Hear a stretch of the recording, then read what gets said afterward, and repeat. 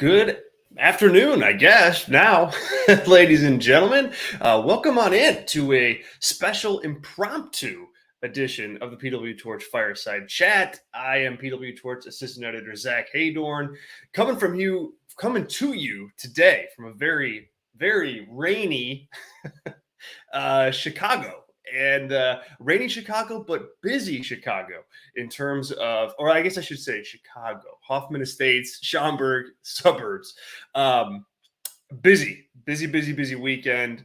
I've been tooling around all over up there and seeing some cool wrestling. And I just figured, I'm gonna record a little something, a little review for these shows anyway. But why not just open it up?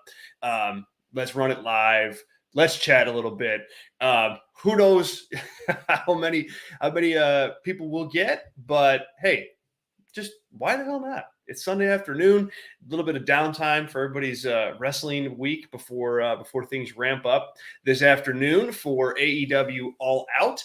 And so why the heck not? And I want to start off with just how fun it is to watch pro wrestling live again. It's obviously watching it on TV is great, and it's a blast and it's fun, but there is something to be said for being in the building, watching these guys work, and like just the crispness, the pace at which they're moving and hitting each other in the ring, the crowd, like being able to kind of be surrounded by an audience, and in real time, in person, be able to kind of check and see like what's working, what's not working, and like, oh, like that guy in the ring or that woman in the ring just kind of glared out at the audience, and that got some good heat. It really is just, it's fun. And I don't know about you guys, but I was missing it for quite some time. It had been a long run for me anyway, not attending live pro wrestling shows because of the pandemic and just extenuating circumstances personally, but kind of getting back into the fold and checking that out, and especially this weekend, because I've been able to see a lot back to back. It's been fun. It's been really fun to get back into it. And last night was a first for me in particular. GCW's Art of War 2 was last night, and got a chance to go there, check out that show. My first ever GCW show. So if you guys are watching this and you've been to a GCW show before, I'd love to hear it. Drop some comments in the comments section, and we'll chat about it. But I had heard obviously like great things about GCW environments, and I've seen plenty of GCW shows on TV, and it's a company that I've always wanted to go see, just because of that crowd engagement, just because of the crowd engagement. And boy, it was something. Okay, so I say that, but also I have not been to I've never seen a death match before live. And as you guys know, if you follow my work and dive into my brain and go, I don't know that Zach likes that kind of wrestling, you'd be right. Like it's not my cup of tea, generally speaking. So with that said, it's you're going to a deathmatch promotion, and it's not exclusively that, but that's going to be a part of what you see. And so I was pumped to check this out, yesterday for that reason. Look, I like to, just like everybody else, I like to experience a lot of different kinds of wrestling and see a lot of different kinds of shows, and so on and so forth. And this was that. And what an experience it was. First of all, the venue was something else. Like, it's tucked away in Hoffman Estates, which is a suburb of Chicago. And it's so weird to think about, because all around it is like, what you would really classify as like the suburbs, right?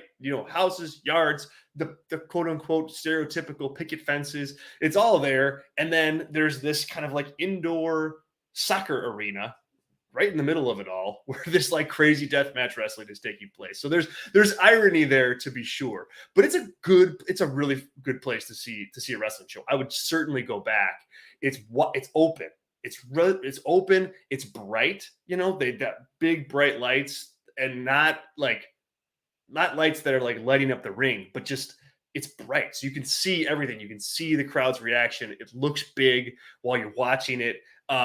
It's just a blast to be a part of. And they had they had general admission seats, and then they had ringside seats.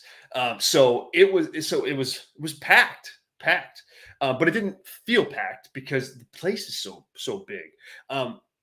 But I think that worked, because it made for a more enjoyable kind of in-person experience. So it was because if you wanted to get out of the madness, so to speak, you could, you could kind of take a step back, go watch from a distance, whatever. But if you wanted to be in it, in the middle of it and dodge, pieces of light tubes, you could do that too. That you could get close enough for that. So that was fun. It was just a fun environment. As far as what the place was like, Hazan, Sid, Sir Fark, Marcus, thank you guys all for popping on and joining me here. Appreciate it. Good to talk to you guys on this Sunday afternoon. What was the place like, Hazan? So like I said, the place felt really raw, but the crowd made the place in a lot of ways. Like it's a GCW crowd. They were hot. They were bloodthirsty, for lack of a better word. They wanted the GCW product in its entirety, and so that included the deathmatch stuff, but it also included like a crazy spot fest ladder match at the beginning of the show, which was, I joked on Twitter, it was a match, but really, I mean, it was really like a stunt show more than anything else.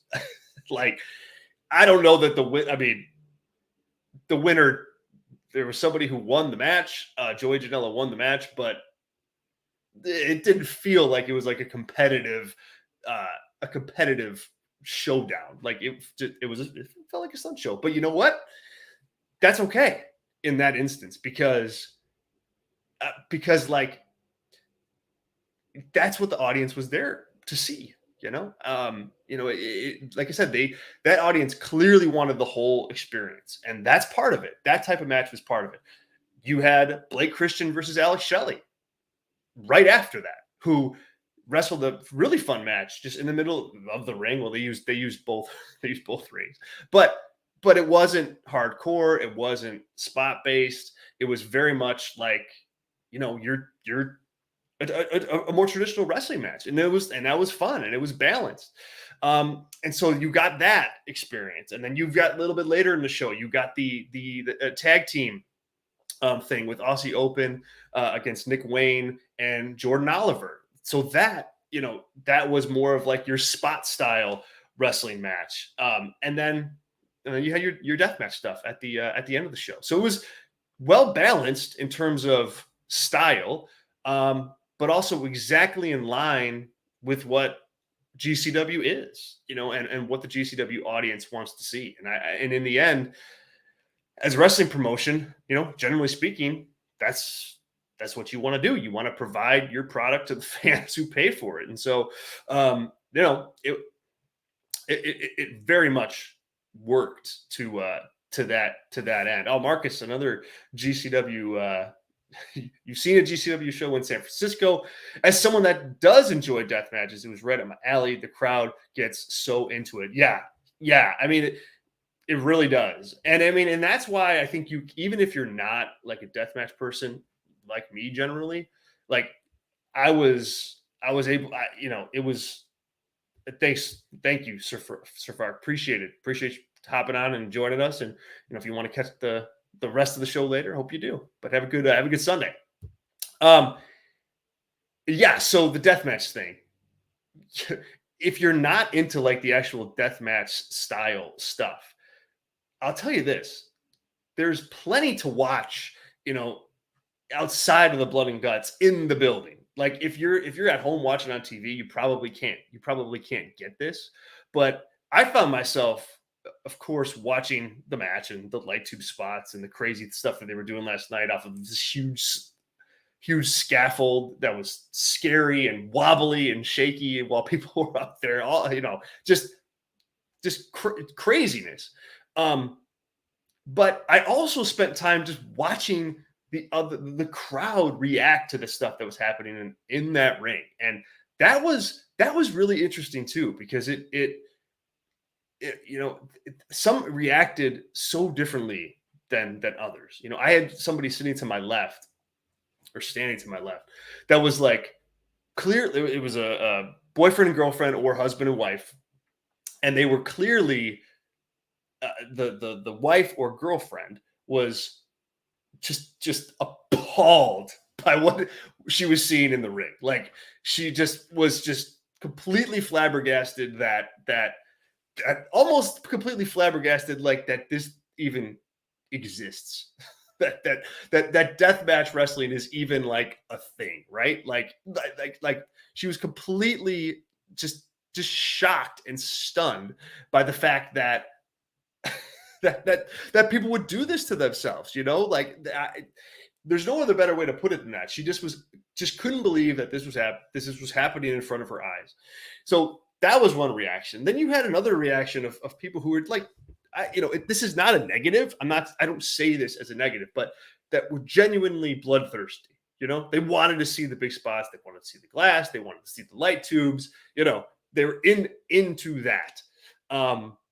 And then the third kind of group that I recognized was, the group that was like almost treating that match as like a silly affair, laughing, cracking up, almost in like disbelief, that there were people that were doing this to themselves. So that was the third kind of reaction that I observed, and that's the one that honestly kind of worried me the most. I think the first two reactions are rooted in like, this is a violent match, and this violent match is dangerous, and it's meaningful because it's so dangerous. I think you can get that from watching somebody watch it and be completely disgusted, and also watching somebody watch it and be super into, just the denger of it. The laughing threw me off a bit because, it's a death match. These guys are hurting each other in there. And I just don't know that the reaction that you want out of that is laughing. Just because I think the stakes in these death matches are so high. So that threw me for a loop. And that kind of, I don't want to say took me out of it, but it just made me rethink about like, okay, what are they really doing here? The tag titles were on the line. In that main event War Games match, and it didn't seem like those were a priority, but that's kind of par for the course for GCW, and not in a negative way. That's just what they do, and so it kind of like it didn't bother me watching that, but I watched that going like, all right. Should they be doing something in the ring to make sure that those spots aren't getting laughed at when somebody goes through, and not laughed at like making fun of, but just like cracking up that somebody just crashed through a glass plate from 20 feet in the air. I just think they probably want to tweak that. And it's, deathmatch wrestling is an art form. Like there's no doubt about it. I interviewed a couple deathmatch wrestlers on my VIP show for the Torch on the Canvas, and they talk about like what goes into coming up with spots and when to do certain things and when not to do certain things. And so deathmatch wrestling is an art form, but man, in the end, I think you want to make that matter as much as possible. If you're going to they're going to put their bodies through that. I know that if I were doing that and I were, working the deathmatch style, and I saw somebody cracking up in the audience because, I just put somebody through a table, or a glass table, so to speak, like I would have a problem with that. I would have a problem with that. We did get a Nick Gage sighting, which I was happy about to experience that, and I did. I mean, I enjoyed Nick Gage. I mean, he did wrestle, but he did his thing. He came out, riled up the crowd before the death match, and I mean, like that guy.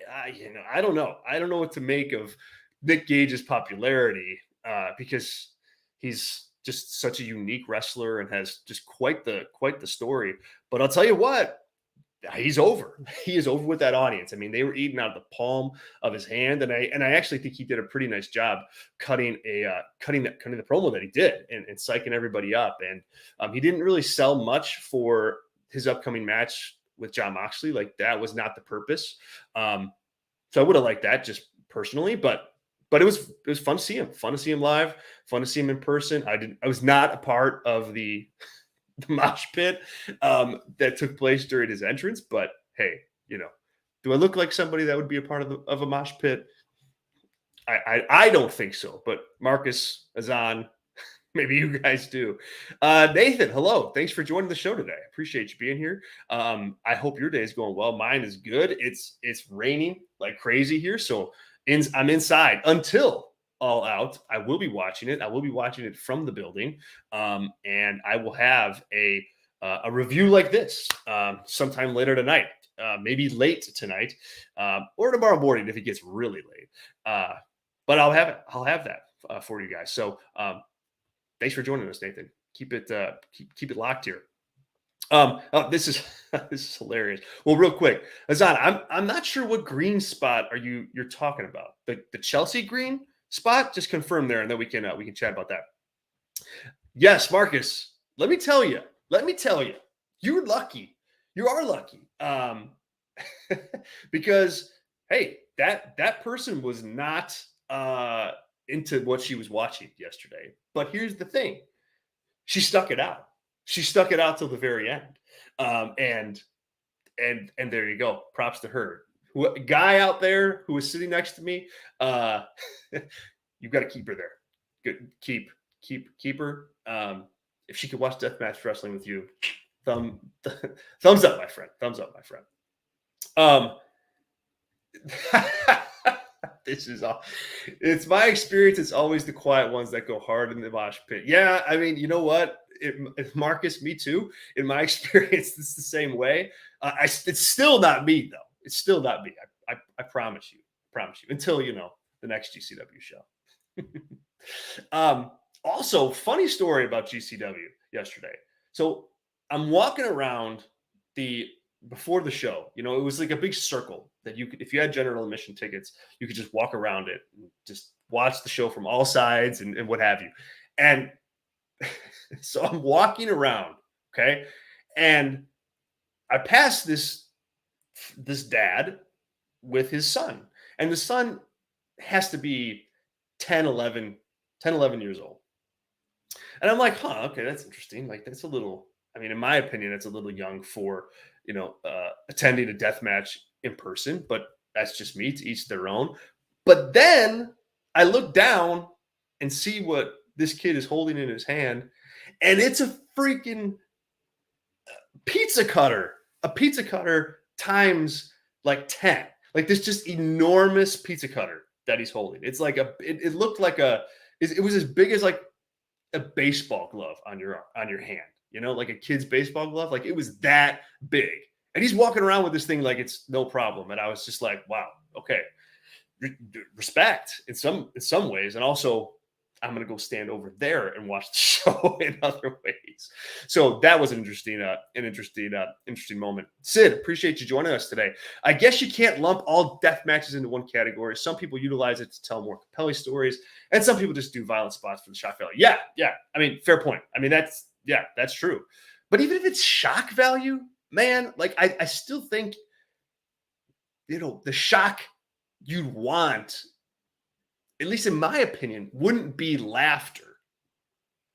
But maybe that's just me. But you're absolutely right. I mean, there is certainly different styles of death matches. Like, for example, the Jon Moxley, Nick Gage match that they're going to have, that's going to have a different tone and a compelling story behind it. And yes, it's going to have all the deathmatch spots, but it's not going to be like, it's not going to be like the match yesterday where it's pretty much, you know, only spots. Yes, the Chelsea Green thing. If you missed it, she got it. Well, Cardona and Green walked out. They put over the fact that he won the wrestling showcase, which we'll get to in a minute, and then had called out Jimmy Lloyd for a match, saying that he was instrumental in ruining his wedding from a handful of weeks ago. And they had a match, and Green, lifted her top up to distract Lloyd and cost him the match. And so, I mean, in 1999, that was probably something that you would easily see on TV during the Attitude Era in WWE in particular. So this, look, like, it's a little cheap, to be completely frank, or at least in my eyes. Like, Jimmy, he acted like when he took the match that he was just in it to just destroy Cardona, and then to have that distract you, I don't know. I think it's just a little, I don't know. It's a little juvenile for a show that's rooted in kind of very adult themes. And so, it got over, it did for what, because it did, because the audience and what have you. I just, I thought it was a little bit cheap. And the thing is, Green doesn't need to go there, and neither does Cardona. I mean, they're able to get significant heat without that kind of thing. And so I don't, just kind of, it was there, but it didn't really resonate. And I don't think it helped the match. I think it hurt the match more than anything. Yeah, right. Exactly, Marcus. Like, very, very much Attitude Era, cat spot. So it was what it was. But not like a super memorable part of the show, which is another reason why it's like, okay, why do it? Okay, man, I could talk GCW with you guys forever. If you want to keep going on that, drop your comments in. I'll make sure to get to them. But I also want to talk about the Wrestling Showcase. That was an event yesterday at the Hyatt Hotel in Schaumburg, like a brand new. It was a tournament. It was an 8 wrestler tournament that was going to crown the Wrestling Showcase champion, and they made it very clear that it was going to be like a once a year thing. Like, when you win this Wrestling Showcase championship, like, it's yours to like take around for the whole year. And that was I think it was a cool premise, that we're going to do this thing and we're going to get some notoriety by having this championship talked about all around the world, perhaps for a year, and then that should, in theory, cultivate some more interest in that tournament next year. And so I thought it was a cool concept, really cool event. The room looked interesting. It was in like a ballroom at the hotel, so you had like the chandeliers there, and it looked like very much like an indie show, which is what it was. And some unique talents there too. You had Josh Alexander, you had Tatanka, you had Cardona, you had Moose, you had Jacob Fatu, and a host of others that I'm missing. But it was fun. Like, it was a fun show. It didn't last long. Like, it wasn't something that dragged on for 4 or 5 hours. Like, it was an easy watch. But there were some good matches. There's some really good matches. Josh Alexander and Moose was fantastic. Rich Swann was there. He had some good moments. The Tatanka match with Cardona was a little silly, I'd say. Just because, it was just silly. I mean, Tatanka did not look great. And honestly, unfortunately for him, like, he didn't get the biggest pop in the world. Like, I mean, clearly people knew him, but it's been a while since Tatanka has been around consistently. So, there's a big chunk of the audience now that doesn't know who he is, right? So, Yeah, '06. Right. I mean, that's I don't want to do I don't really want to do math right now, but that's a long time. Let's just call a spade a spade. Long time. And so, he didn't look great. He couldn't do much. It was a name to have on the show. I get that. But it was not the greatest match in the world, but it didn't hurt the concept though.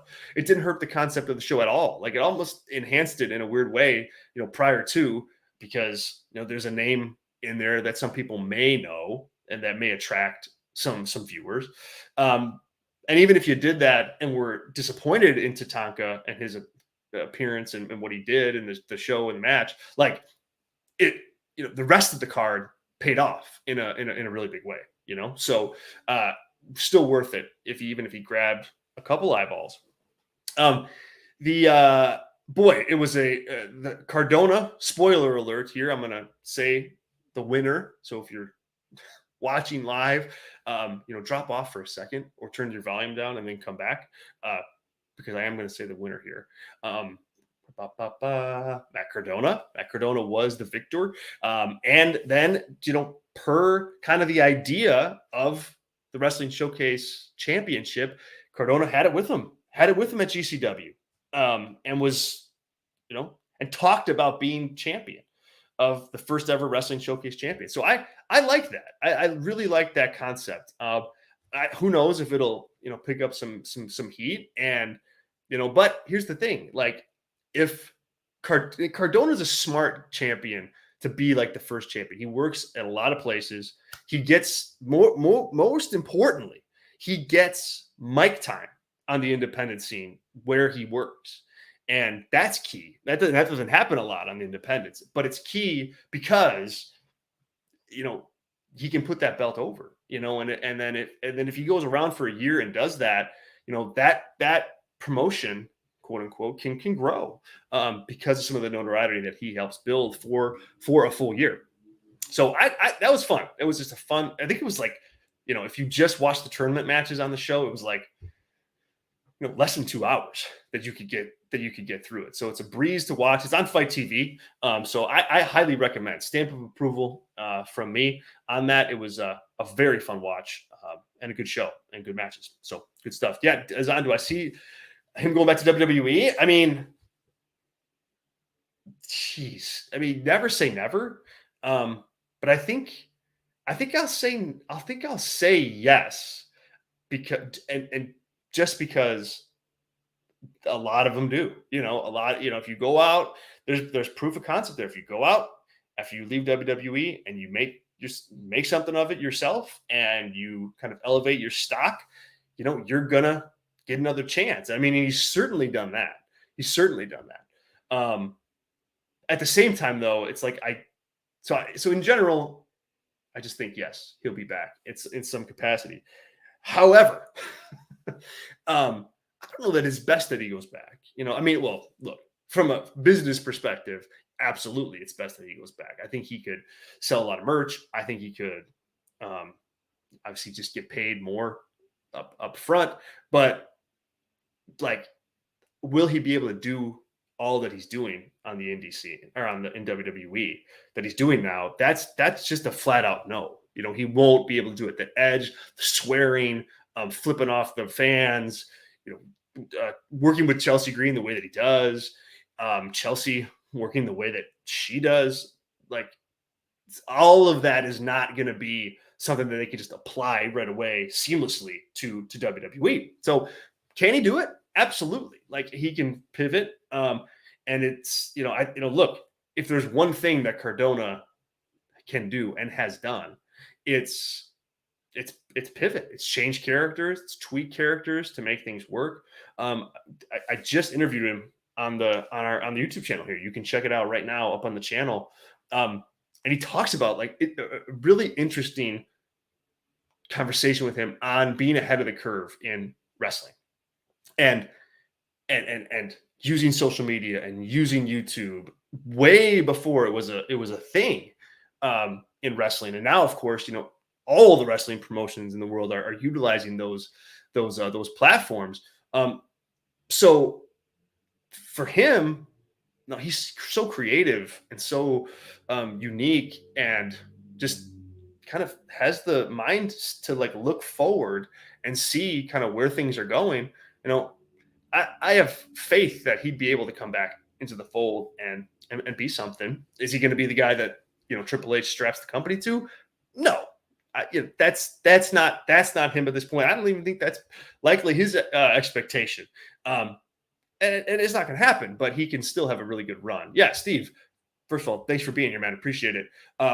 It's darn difficult to make an indie existence work, and Cardona has found secret. Yeah, and it was rooted in, as he said in the interview, just completely like flipping his gimmick on its side. Like, he talked about doing the death match with Nick Gage and how important that was, albeit painful, to reestablishing himself and to really go out there and say, no, this is me. If you thought I was, you know, Zack Ryder broski guy on the independent scene, no, I'm not. And here, this death match is going to prove to you why that is.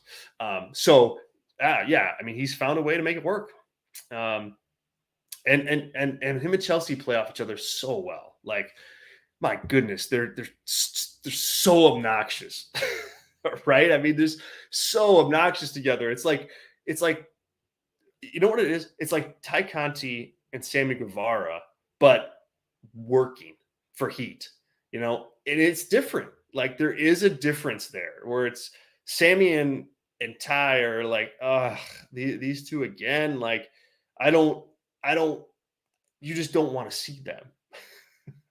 But Cardona and Green, it's like there's actual heat there. It's like, yeah, you don't really want to see him, but really what you want to see most is have Nick Gage come down to the ring and beat him up with light tubes and toss him through, you know, a plate table, right? Like, that's a different kind of heat. And, you know, Cardona is able to establish that with Chelsea Green. Yeah, Steve, for sure. I haven't seen a more hateful crowd to one guy than when Cardona won the GCW title. Yeah, people hurling things into the ring, angry, furious. That's heat, and it felt at that time genuine in their hatred, and because I think it was. You have this WWE guy who everybody knows isn't really a deathmatch king and isn't really a deathmatch wrestler, and now here he is, champion of the deathmatch company. Like, that's heat, and not everybody can pull it off too. It's not like you can't take anybody and just plop them into into that environment and make it work. You got to be able to talk. You got to be able to react. You got to be able to be off the cuff. And Cardona, you know, he is all those things. And so he's really done a nice job making it work. All right, guys, tonight, All Out on pay-per-view. Maybe everybody should go take a nap right now, because there's 14 matches on that show. I think maybe even 15 matches on the show now, top to bottom, from 0 hour to the end of the show. And whew, boy, oh boy. I mean, that's a long time. That's a long time. And a chunk of that crowd will have seen a lot of wrestling this week and this weekend up till that point. So I still think that you got to shorten up your shows, Tony Khan. I very much do. But nonetheless, some big matches though tonight. CM Punk versus Jon Moxley for the world title. That's big. You know, I think it's going to draw some. Buys. I think it would drawn more buys if you just set the match weeks ago. But I don't need to break that down again, do I? Fireside chat this week. I'll point you to that. We talked all about it on the Fireside chat. Yeah, 15 matches unless something changes. Wow, man, that's so much. That's so much. Azan, good question. Good question here. How do you think someone like Alex Shelley working an indie show one night like GCW and then the next working AEW, with the mind process? What's the mind process in that? Fascinating question. And to me, honestly, like the way these guys go, I just think it's another day at the office. Like when I talk to all the wrestlers that we've interviewed on the YouTube channel, it's like, you know, they talk about just having to pivot from company to company, sometimes night after night. Like, hey, I'm working this promotion, that's deathmatch style. Oh, yep, I'm going over here. That's the mat wrestling company, or I'm going over here. That's kind of like the more comedic wrestling. So, somebody like Alex Shelley, who's on the independent scene regularly, always has to flip the switches as far as that goes to kind of fit the company he's working for and what that promoter wants and what that crowd wants. And so I think I think that's the process. That's the mindset. It's like you just do it. You just go in and the company that you're working for, the audience, what you need to do, what your job is, and then you go out and do it. And tonight with Alex Shelley, like it's very different from last night in that he's with the Motor City Machine Guns. He's with Chris Sabin out there and Jay Lethal in kind of a random match, so to speak. But nonetheless, it's a different thing. So I think that's that. Yeah. I totally forgot, Steve. Yes, you have Worlds Collide starting here in about a little over an hour too. I'll be watching that on delay tomorrow because I'm heading up to the arena to do some coverage. But yeah, like that's happening. So if you watch Worlds Collide at 3:00 and that goes until 6, let's say, 0 hour starts then. So then you got that. And then that's an hour. So now you're 4 hours in. And then let's say the show goes 4 hours. That's 8 hours. It's 8 hours of wrestling. You will be tired at the end of that. Anybody would be. And I know Tony Khan wants to give audiences the bang for their buck. And I respect that. I just think that there's an audience out there that's okay spending $50 on a, even like a 9-match card, which I still think would be too long, but that's 6 matches less than 15. Like I think people would spend the same amount of money. I don't think people are buying pay-per-views because there's 15 matches on it. I don't think that's why people buy pay-per-views. It's not people buy fights, right? I mean, it's like what's the big fight? What's the big match or group of matches? That's what sells. I don't put stock in the number of matches thing. So so be it. I don't think it's going to change anytime soon, guys. But with that said, oh, wait, here we go. Good practice, Steve. Well, 8 hours will be good practice for the back to One Night Wrestle Kingdom. Yeah, yes, it will. Man, I hope the same thing goes with that. Like you don't need a 8-hour Wrestle Kingdom, and you never did. 1 million gate for AEW is on. Is that? Did you see that posted somewhere? Is that news somewhere? I had not heard that they crossed that threshold. If they did, good for them. That's good. That's good success. Really good success.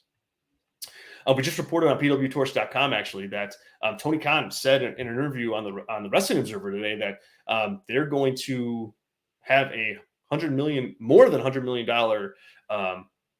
gross this year in 2022. So he was very proud of that. So things aren't all that bad in AEW land, folks. All right, guys, it's been a blast. It's been a pleasure. Thank you all for hopping on short notice. Again, I was just sitting there going, I'm about to record this thing. Why not just fire it up live?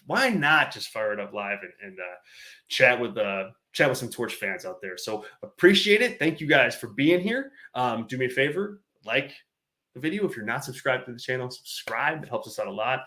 And as we always say, tell a friend. There's some really good stuff on here. There's interviews, fireside chats with me and Tyler Sage.